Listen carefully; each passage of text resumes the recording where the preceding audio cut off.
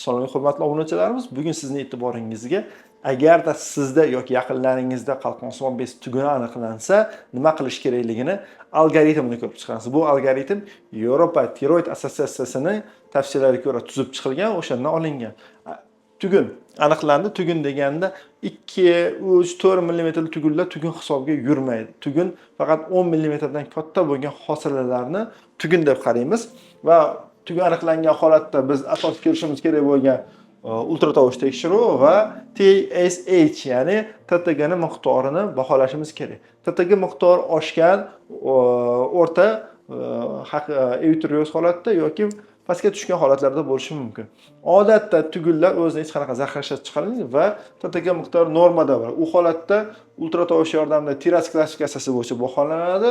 Tiroid klassifikatsiyasini keyingi postlarimizda nimaligi haqida batafsil ma'lumot beramiz. Tiroid klassifikatsiyasi yordamida biz tugunlarni yaxshi yoki yomon ultratovush xarakteristikasini baholashga yordam beradi va uni natijasiga ko'ra sizga biopsiya, ya'ni to'qima olib tekshirish zarurati bor yoki yo'qligi aniqlanadi.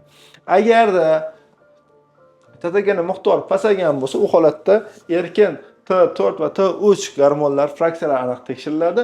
Anti-TPO va T retseptor antitelolari aniqlanadi. Bu holatda o'zidan ko'p miqdor zahar ishlab chiqaruvchi holatlarni, ya'ni Graves kasalligi, autoimmun tiroidit, Hashimoto kabi TTG ni T4 gormonni jadal miqdorda ishlab chiqarilishi bilan bog'liq bo'lgan holatlarni aniqlash uchun bu testlar o'tkaziladi.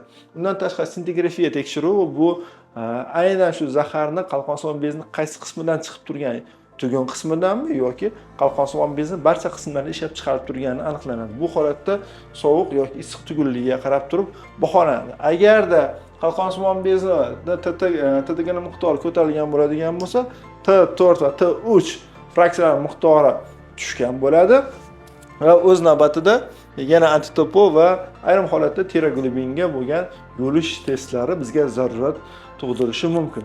Keyingi postlarimizda sizning e'tiboringizga ultratovush yordamida tiroid klassifikatsiyasini nimani anglatishi haqida ma'lumot berishga harakat qilamiz.